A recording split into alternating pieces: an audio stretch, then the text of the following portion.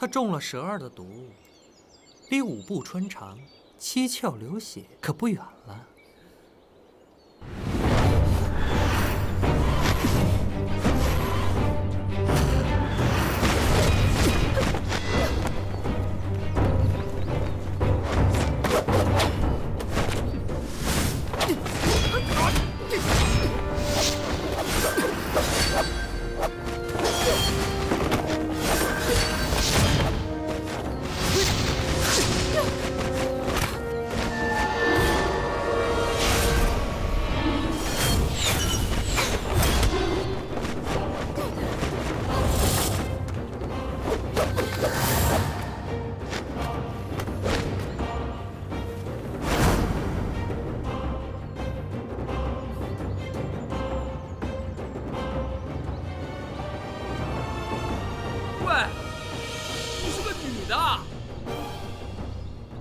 你是个女的，你吵着当县令干嘛？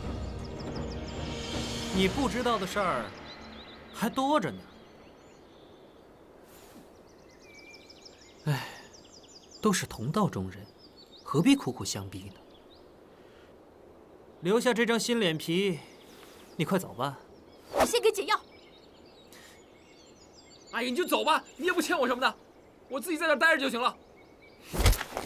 你给我闭嘴！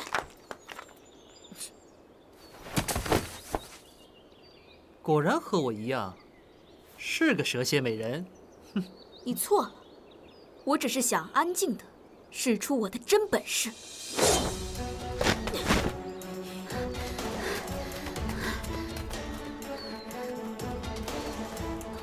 小心，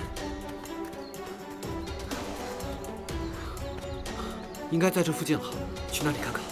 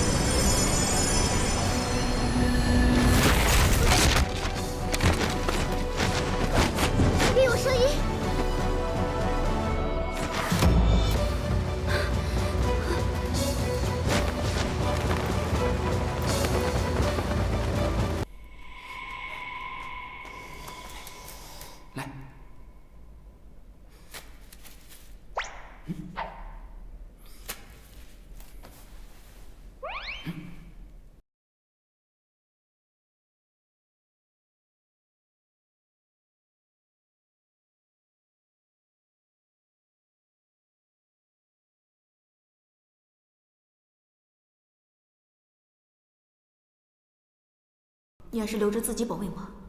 切，我还舍不得给你吃呢，真是。哎呀，你要是不吃，也不知道有没有力气进行下一步的计划。计划？我有一个计划，我们呢，一个人留在这儿牵制住蛇妖，另外一个人出去找救兵。我们来个里应外合，摆个雄黄火阵，烧死他！哟，没想到你那么高风亮节。甘愿自我牺牲啊？那是啊，大人一张玉脸，在蛇妖身边多待一天就危险一天，我一定要让大人先走一步。说说你的计划。好，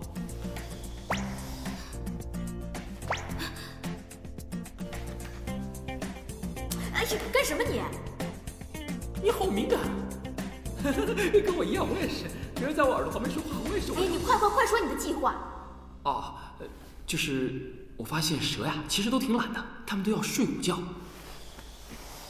根据我的观察，每天这个时辰，司徒他都会去睡觉，所以他就让他的徒子徒孙在这摆了一个蛇阵看着我们。这个时候，就是我们突出重围的最好机会。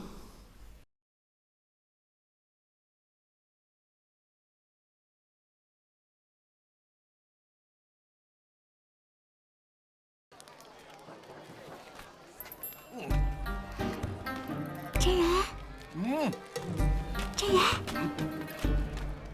真人，我知道您一定是阳朔真人。你怎么又回来了？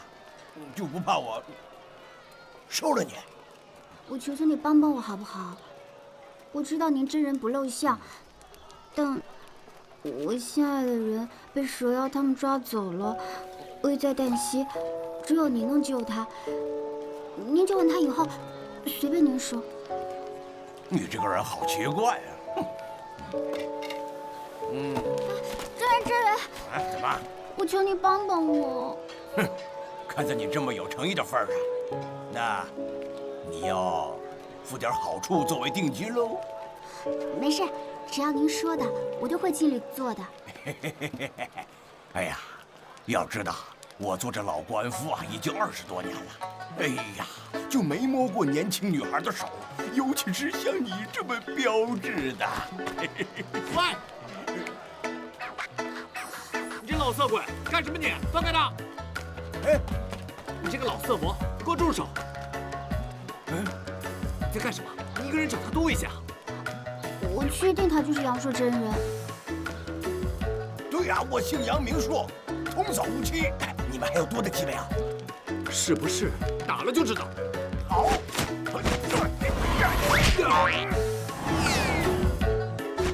险，大哥！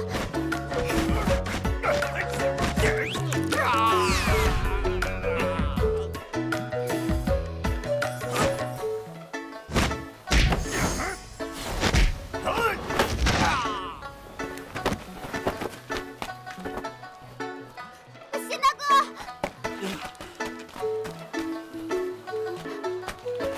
真人，请你帮帮我们。你怎么不打啦？真人，我的朋友真的被蛇妖抓去困住了，现在我们束手无策，只有您能救他们了，求求您了。天有天道，人有人道，畜生有畜生道。自诩高人驱妖降魔，这是何等的可笑！所以我发誓，断指为誓，从此不再使用大悲笛。你们走吧。您这个原来是假装的呀！要你管？哎呦！小翠，算了，我们再想想其他办法。走。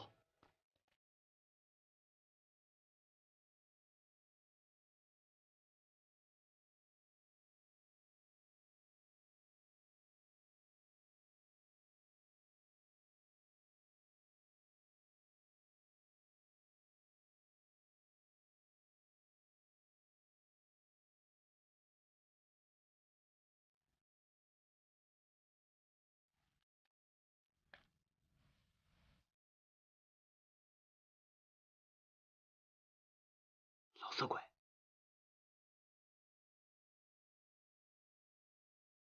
哎呀，跟了半天了吧？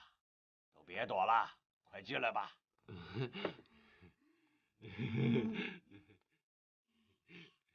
我像你们这么年轻的时候啊，也是意气风发，一腔热血。你看，现在老了，还落了一身病，还孤家寡人，所以啊，人活。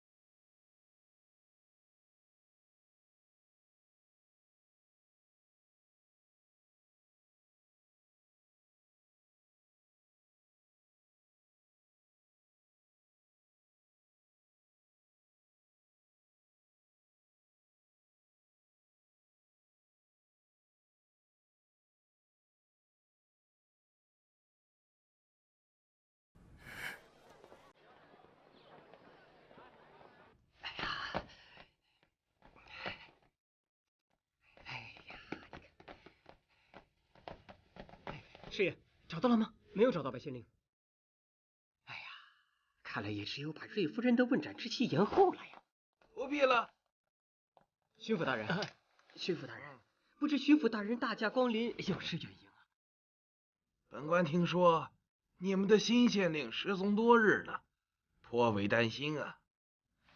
问斩的日期既然已经定了，岂可儿戏？这样吧，监斩之责就由我代办吧。是。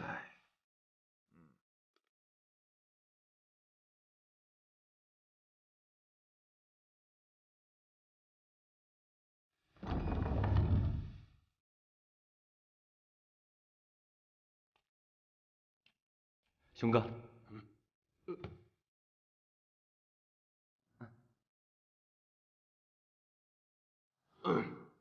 最后一顿了。是啊。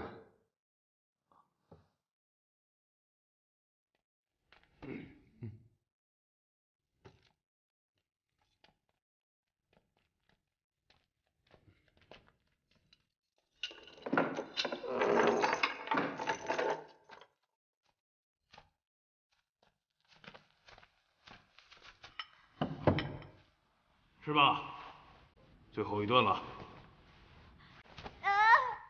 哎呀，恶毒的女人，咎由自取你！哎呀！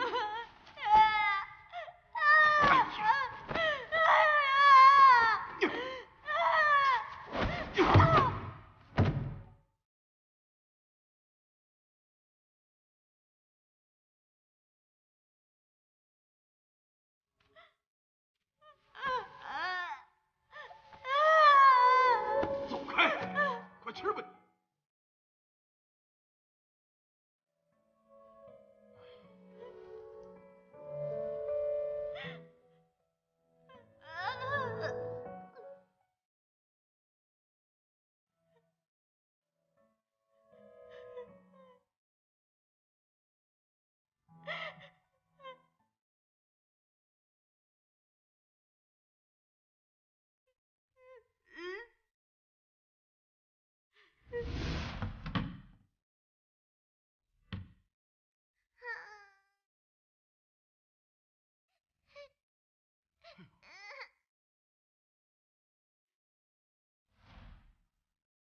哎呀，哎呀，你怎么在这儿啊？啊？哎呀，好了好了，不哭不哭。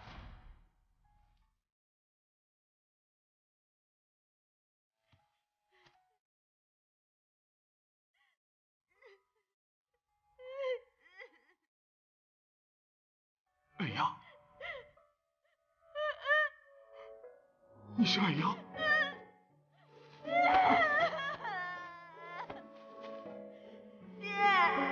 你终于认出我来了，女儿，女儿，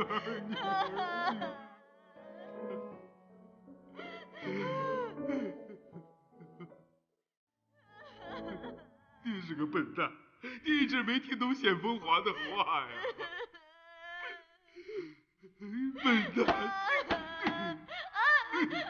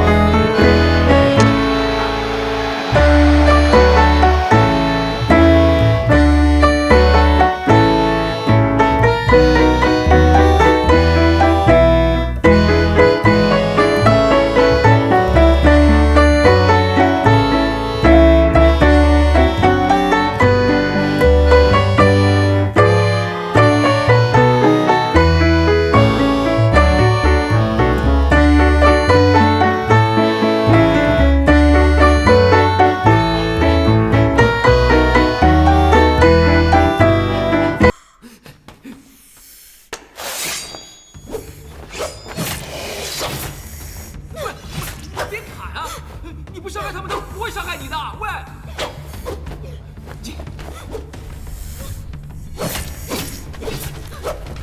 喂，小心！我。 你没事吧？慢点，慢点！这小王八蛋，他咬我！勋哥，你这是在干嘛？我觉得他有点不对劲儿，所以我。兄哥，对不对已经没有关系了，行刑的时刻到了。磨蹭什么呢？师爷，兄哥也在啊。二人有令，速速将范夫押赴刑场。 你慢点啊，慢点！不行！哎呦，你还踩我！你没事吧，元夫？你让我看看伤口。别碰！感觉不太好。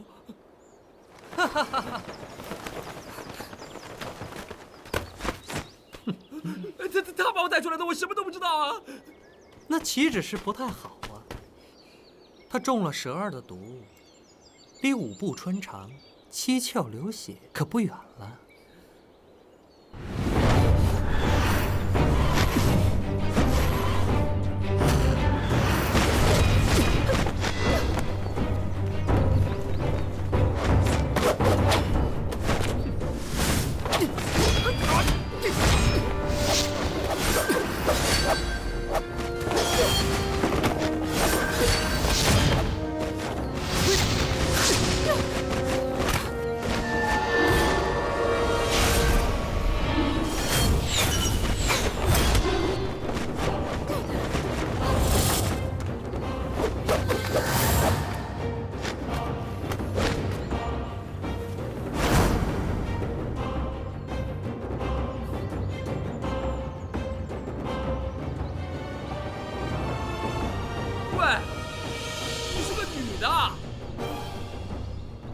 你是个女的，你吵着当县令干嘛？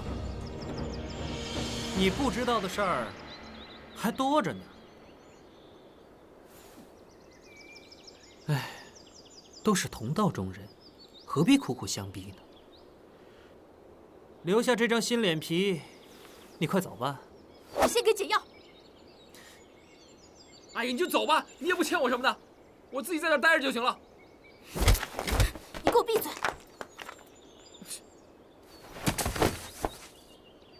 果然和我一样，是个蛇蝎美人。哼，你错了，我只是想安静的使出我的真本事。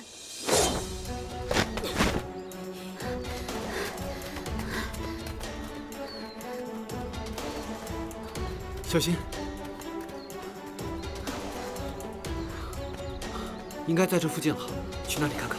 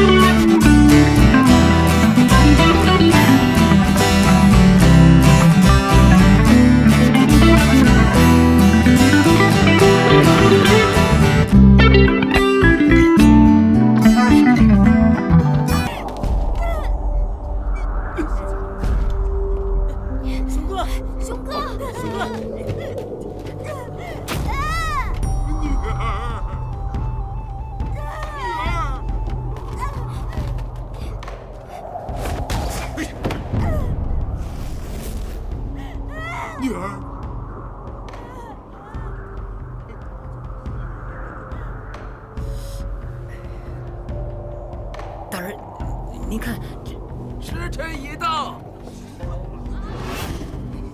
斩立决！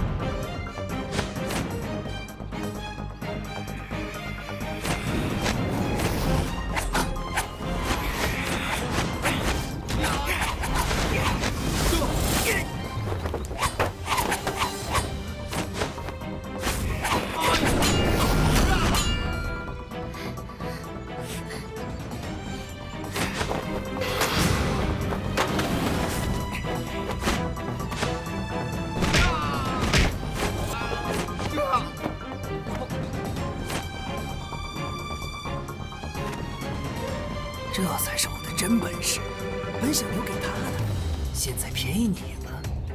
他是谁？当你成为我的新皮，自然就知道了。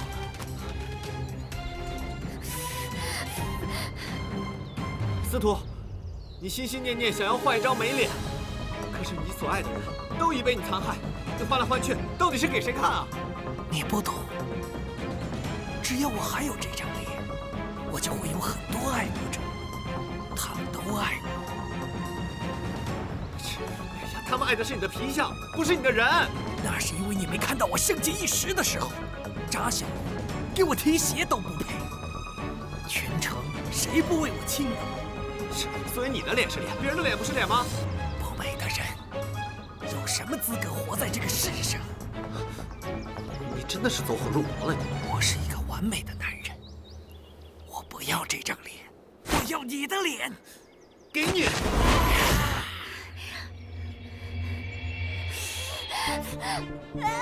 大人，大人，她是我的女儿安阳，你不能杀她。熊哥，你是老糊涂了你啊！他真是安阳，他是被妖精用障眼法换了另一张脸啊！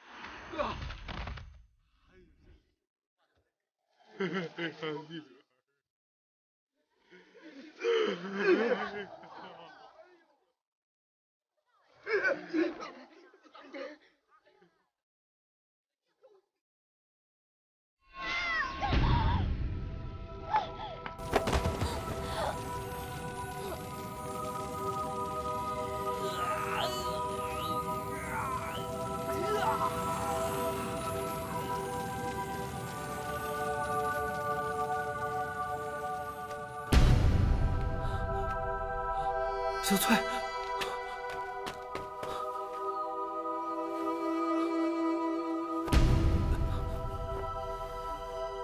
小翠，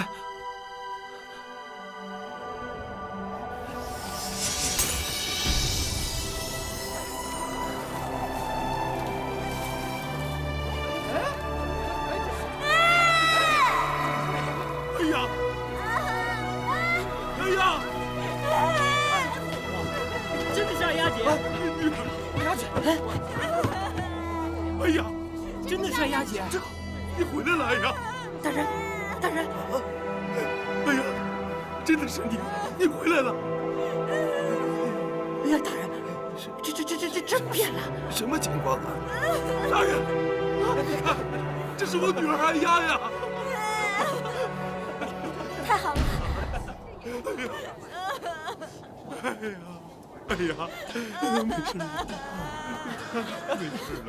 没事了。哎，少爷，这，哇，香啊！哎，少爷，你干嘛去？我这次大难不死，多亏了小翠的神丹，所以我呢，报答她一下。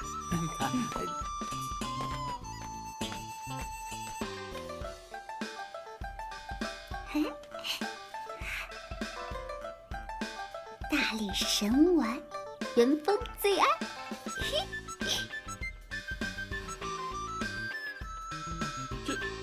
这难道就是我的神丹？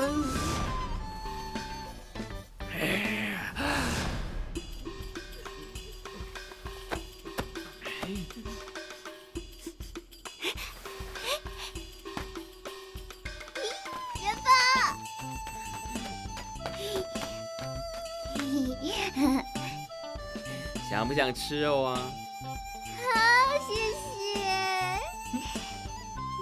这个呢是我特制的感恩大餐，但是吃完之后，请你务必要把神丹的秘方告诉我。什么神丹啊？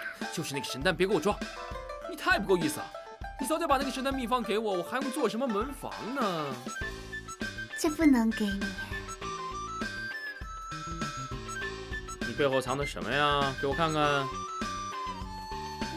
我不吃了。哎，有没有在我背后干什么对不起我的事情？有一件事情我要先告诉你。我突然发现没有法术并不重要，因为只要有信念、有智慧，一样是可以破案的。就像你那天在大仙楼跟我说的一样，信念比法术更重要。所以我决定，我再也不吃神丹了。这个，你慢慢的享用吧。元丰，你真好。慢慢吃，趁热吃，赶紧的，不然凉了不好吃啊！再见。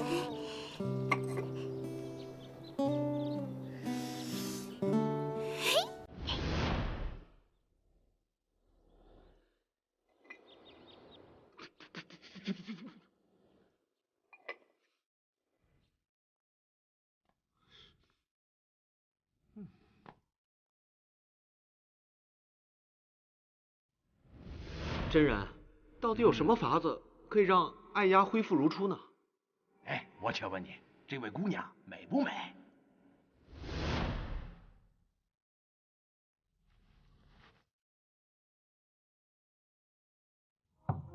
进。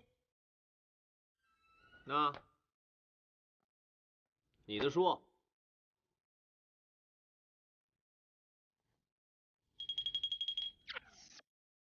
开始吧。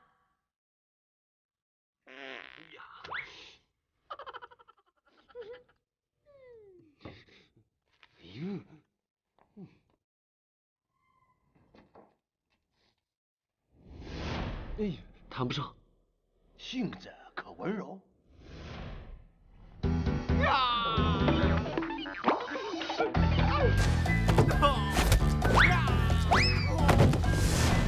午夜叉。哎呀，本来这次我想帮你的，看来你得委屈一下你自己了。这个事儿啊，是这样。啊，必须如此，必须如此。那让他死吧。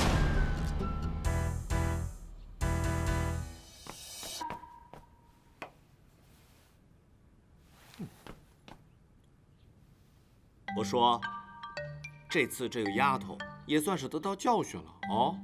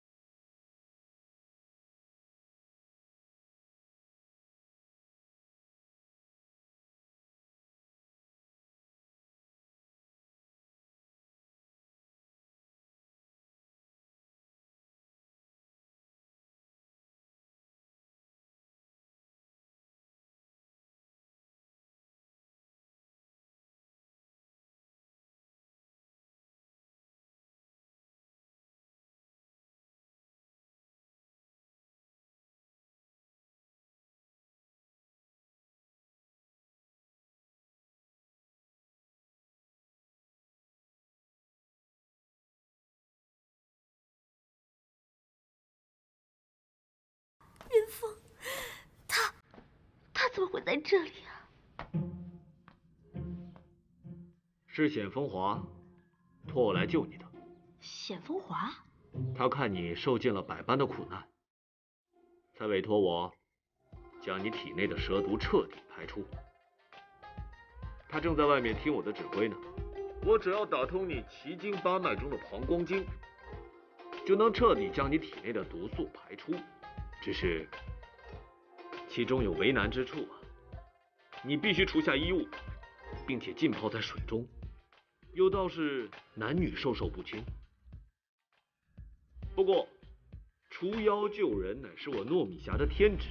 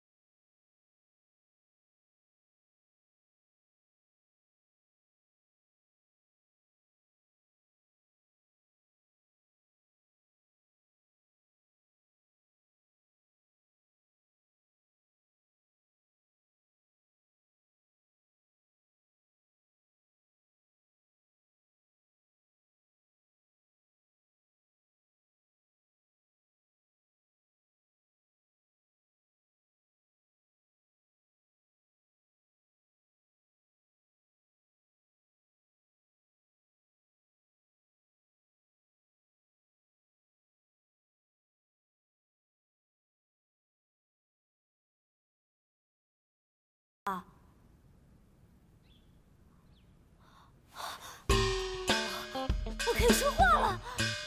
来来来来来来来！你的蛇毒已经彻底清除了，但记得以后别再恶作剧了。哎呀，都是我的错。算了，都过去了。哎，糯米侠呢？他已经走了，他吩咐我要照顾你。这样就走了？那我的衣服是不是也是他穿的？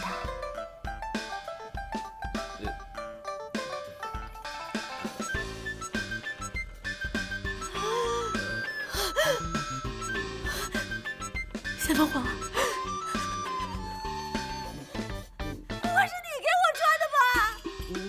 米霞说琐碎的事儿就交给我了。我你们都不是人，你们不是人，我害死你们了！男女授受不亲，我现在就去找糯米霞，让她娶你吧。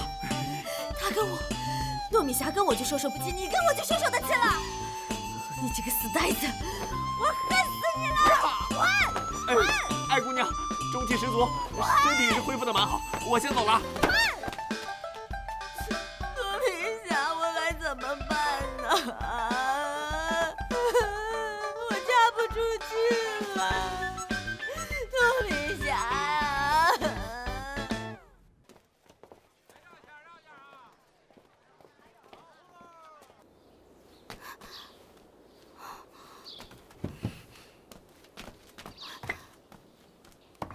白县令，你在这里干什么？白姑娘，找死啊！你要干什么？那你现在是不是在找这个呢？你给我！我不会给你的，我要把它拿到公堂之上，让大家看看白县令还有这种东西。拿不到吧？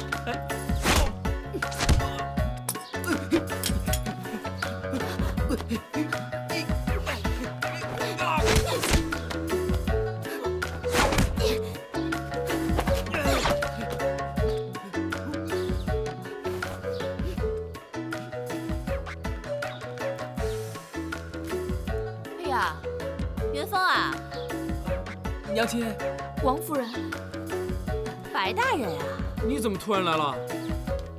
哎呀，你不是病刚好吗？我给你送点汤水来，给你补补身子。哎，这是我给小翠的。哦，小翠不喜欢这些的呀，她就喜欢肉呀。你让我给你收起来啊。这呀，你手里这是白大人的鞋啊？刚才我的鞋滑了出去，是王公子帮我捡回来的。什么烂理由啊！快点搞定你！县令大人，小儿为县令大人效劳，那是分内之事。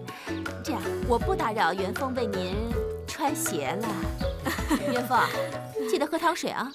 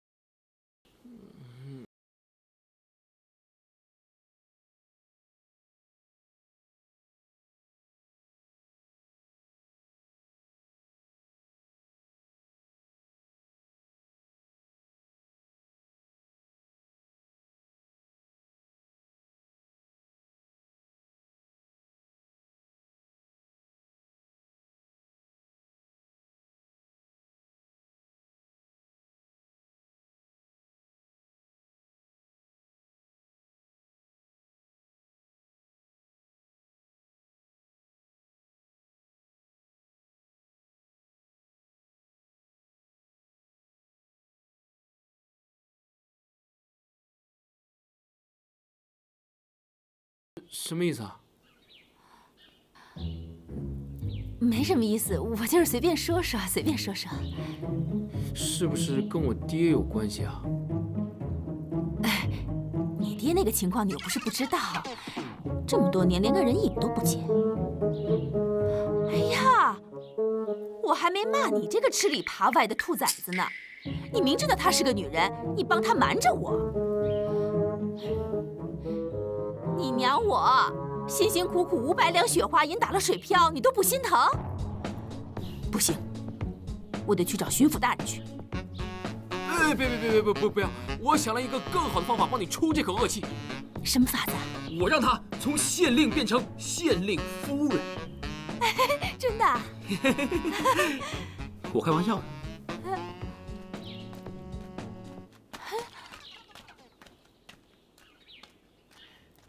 这事儿啊，还得老娘我亲自出马。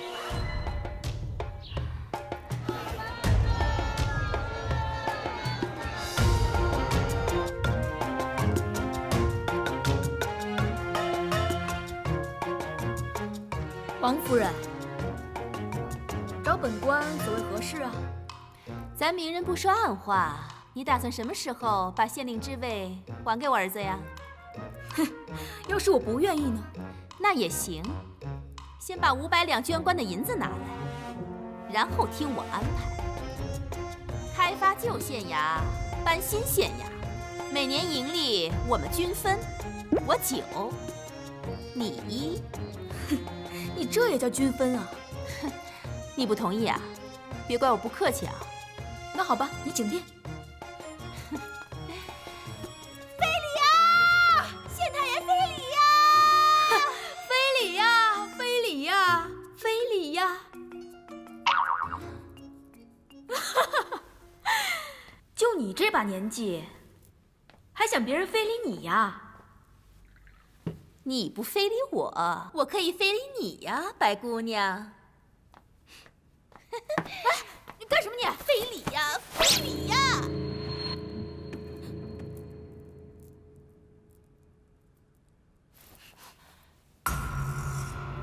你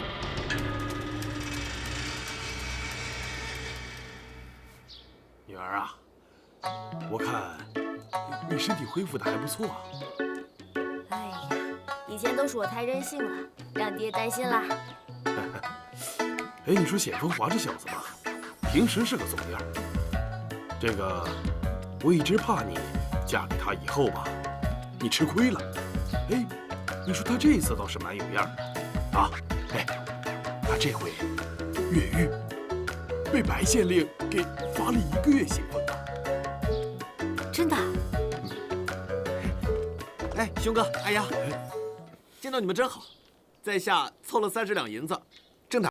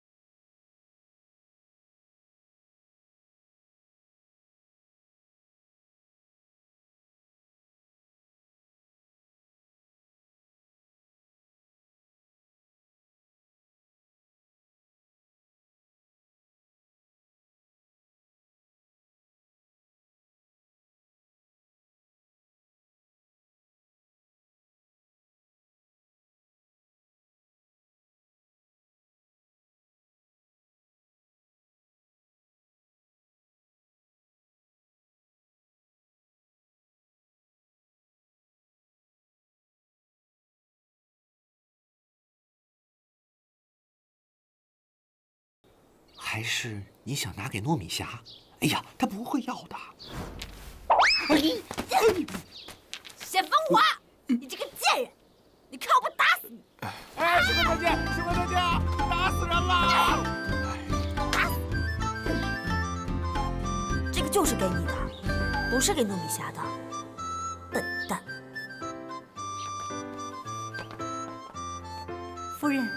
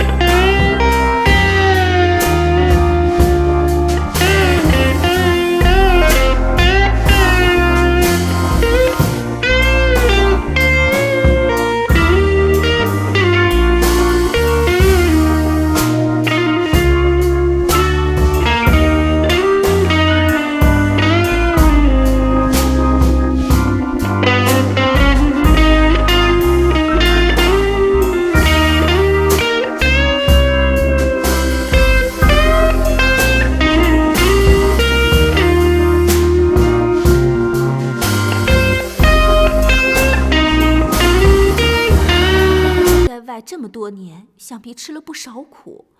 你刚刚说你叫什么来着？锦绣，白锦绣。当年父亲过世以后，家里就一落千丈。母亲又要强，不好意思求助干娘。后来我们去了京城，母亲因为日夜劳作，就病倒了，之后一病不起。母亲去世以后，我一个人走投无路，还好白家收养了我。白老爷对我像亲生女儿一样。可是就在几个月前，白老爷不幸病故了。白夫人给了我一笔钱，就把我赶了出去。哎呀，好孩子，别哭了，别难过。哎，你娘那个人也真是的，我们姐妹这么多年，什么事都憋在心里面，你早应该来投奔我们才对。你看，你跟元丰从小玩到大，早就定下娃娃亲的呀。这个娃娃亲是什么呀？哦，这个娃娃亲呀。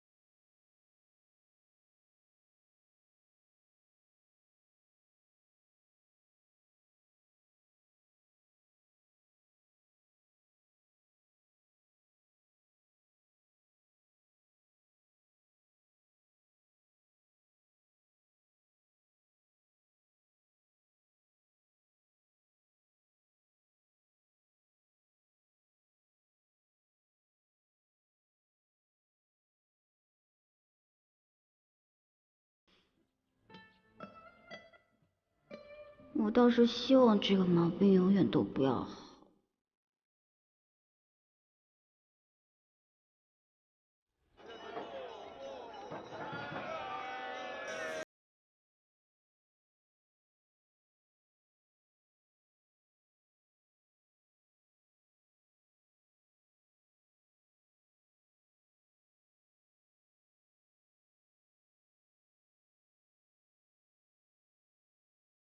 鸡爪、芙蓉牛肉和翡翠猪蹄了。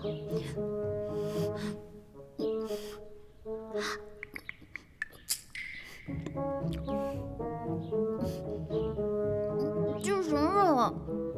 怎么味道这么奇怪啊？这个呀，是这儿的特色菜——香烤野狐。都说这狐狸肉是腥的，我倒是一点也没尝出来。不准吃！小二，小二！原来你是狐妖。没事没事，那你要是不喜欢吃的话，咱们喝酒。不想跟你喝酒。你还在因为我和元丰的事情生气呀？傻姑娘，你误会我了。我要是真心喜欢元丰的话，之前怎么会跟他争得你死我活？又怎么忍心打发他去做门房呢？你是喜欢元丰的，换作是你，怎么忍心看他受伤，看他难过，看他闷闷不乐呢？不忍心，我会让他天天开心的。这就对了呀！我故意设局跟元丰争县令，就是为了让他仇视我，讨厌我。这样，就算有一天我的身份暴露了，我们的婚约也有可能被取消。取消？唉，只是干娘对我这么好，我不忍心让她失望。这是我跟元丰幼时的定亲之物，我一直想找机会还给干娘。你说的都是真的？元丰那么好，你都不喜欢他？萝卜青菜各有所爱，就像你喜欢吃肉，我喜欢吃菜一样。哦，明白了。那对不起啊，白姐姐。那我们干杯吧。那希望我们以后可以成为好姐妹。嗯。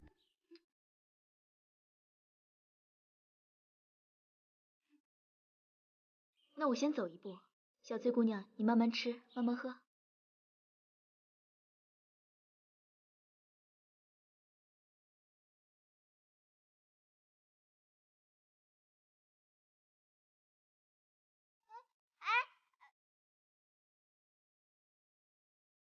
这是我跟元丰幼时的定亲之物，我一直想找机会还给干娘。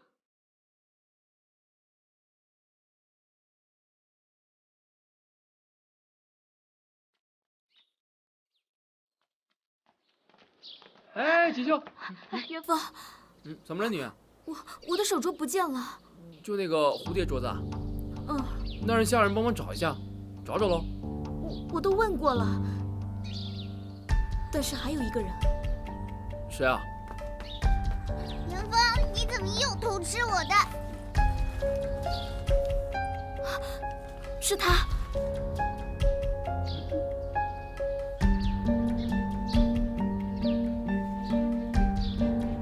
怎么了？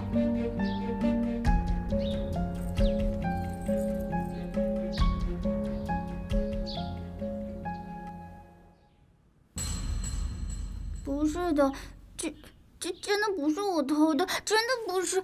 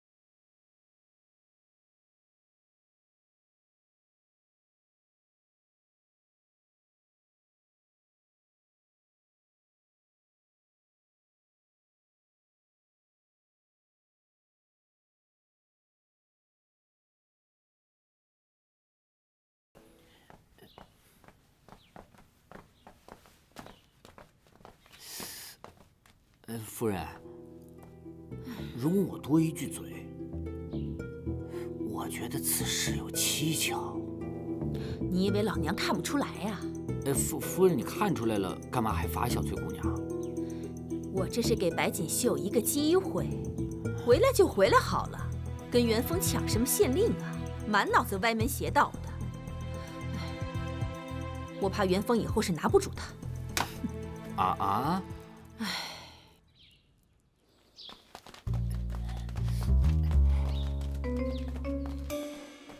哎，阿金。哎，阿金，干嘛去啊？我去那个，那个。哎，你手上这是什么呀？家具。给我看看。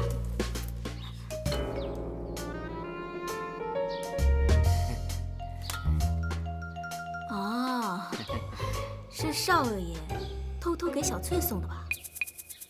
不是，是夫人。夫人？怎么可能？就是夫人罚的小翠啊！哎呦，肚子疼！哎呦！哎，阿金，李皇后真有你的，还跟我耍起心眼来了，你等着。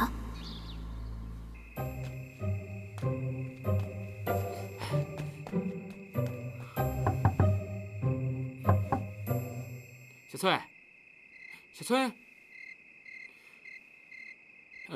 我知道你生我的气，你就好好休息吧，啊，我明天再来看你，啊。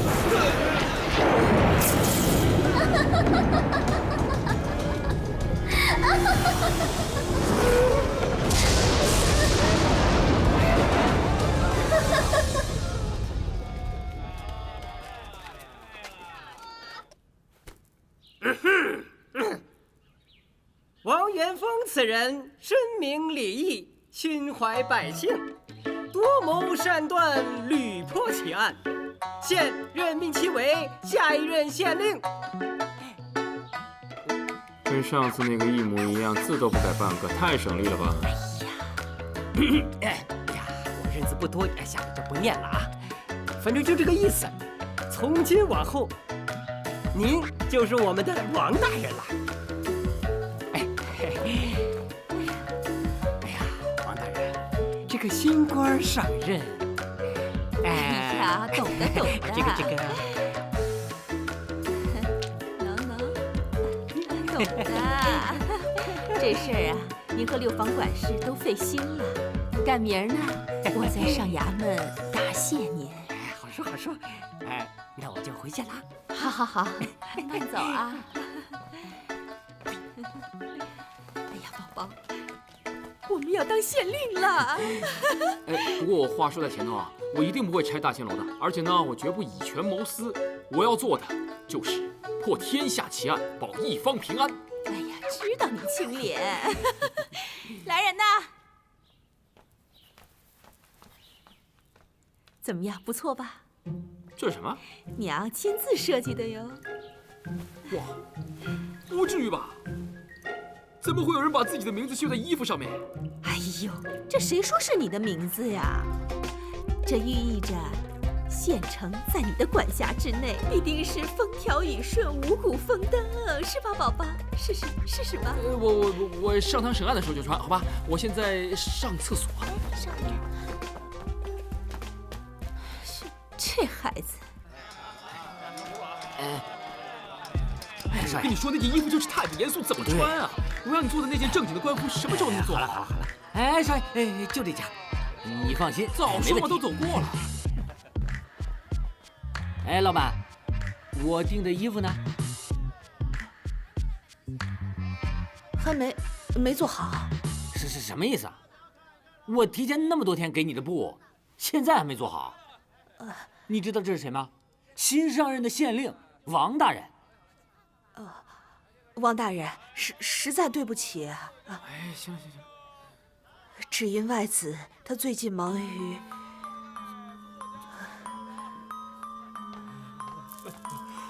红色的布呢？红色的，红色的，已经都被你拿走了，没了。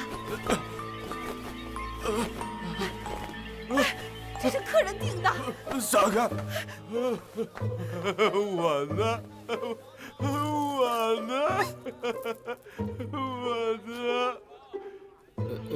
夫人，您没事吧？自从认识了那个狐狸精，他就变成现在这个样子，天天就想着给那只狐狸精做衣服，不理我，也不理生意。那我的衣服怎么办呢？哎，少爷，别生气，又不是只有这一家裁缝铺。什么味儿啊？认了吧！自从那个倒椰香的迷上那狐狸精之后，什么正事都不干了，每晚就和他约会。哪里来的狐狸精？我求求你不要走，咱们夫妻一场，你别走，给我，别走，你别走！一看就是个薄情寡义的人，关狐狸精什么事儿？以前县城里没那么多狐狸精啊。帮他们吧，少爷。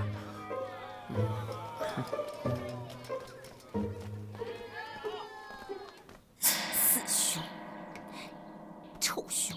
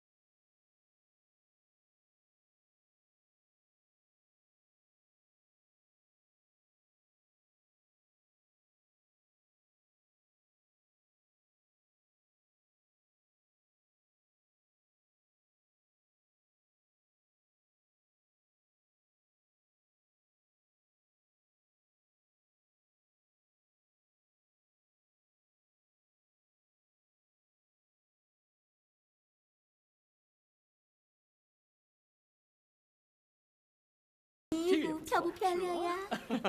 你要是帽子是这个色儿就更好看了，就配一身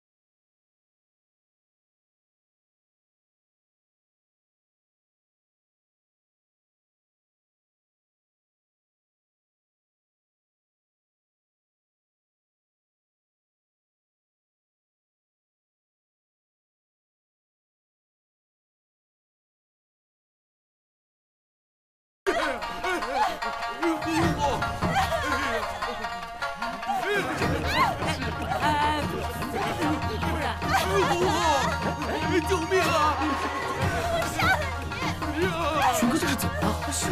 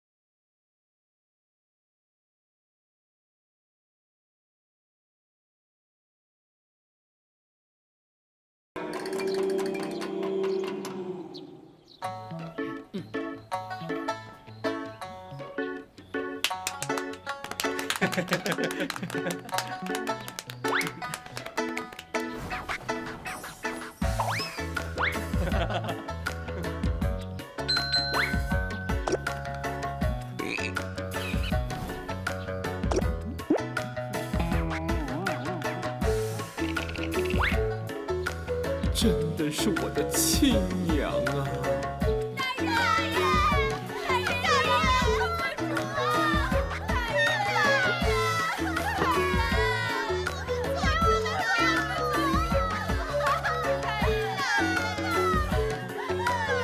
不着急，不着急，慢慢说，慢慢说啊！不着急，一个一个说啊！一个一个说嘛，不着急啊！我说一个一个说。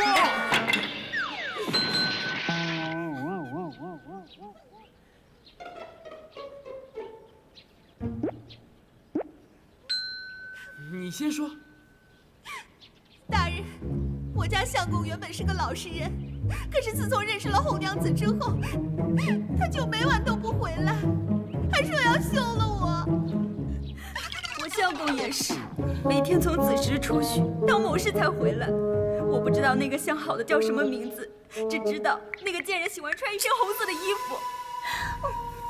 狐狸精，我当家养的那个狐狸精叫小红，她也喜欢穿红色的衣服。我家那个不是，那个小贱人叫小黑。我亲耳听到她晚上说梦话的时候叫那个贱女人的名字。为什么叫小黑啊？她说那狐狸精长着一头乌黑如瀑的长发，说不像我，枯如稻草。大人，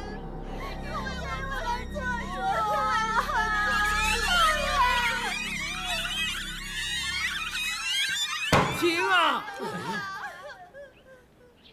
我问你，那个狐狸精她穿什么颜色的衣服呢？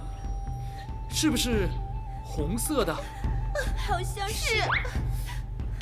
这就对了。那你们说的这个狐狸精八成是同一个人，穿红色衣服，黑发如瀑，喜欢在子时到卯时出没。放心，本官以及我的伙伴们一定会彻查此案，还大家一个公道。谢大人，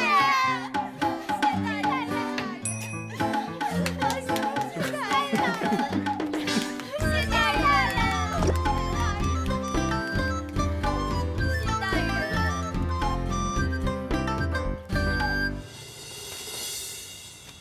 那，你们看一下这个图，在这个位置和这个位置，虽然这个狐狸精来无影去无踪，但是我们还是发现了它的老巢。这里原本是山间的一个茶馆，自从它的主人去世之后，一直荒废着。前段时间听附近的一个猎户说，这里有一个红衣女鬼经常出没，夜夜笙歌，吸人精元。我看呐，他们说的这个红衣女鬼，就是祸害我们县城的这个狐狸精啊！女鬼啊！怎么，你害怕呀？我怕什么？要怕也是你们怕呀！我正要跟那个狐狸精比比，到底谁的腰细，谁的腿长呢？哎，放心，在我们心里，你还是最美的。比你腰细的都没你腿长，比你腿长的都没你腰细，对吧？看你那个死样，我看你巴不得被那个狐狸精扒光。行了行了行了，都别吵了。也不知道显芳华那边怎么样了。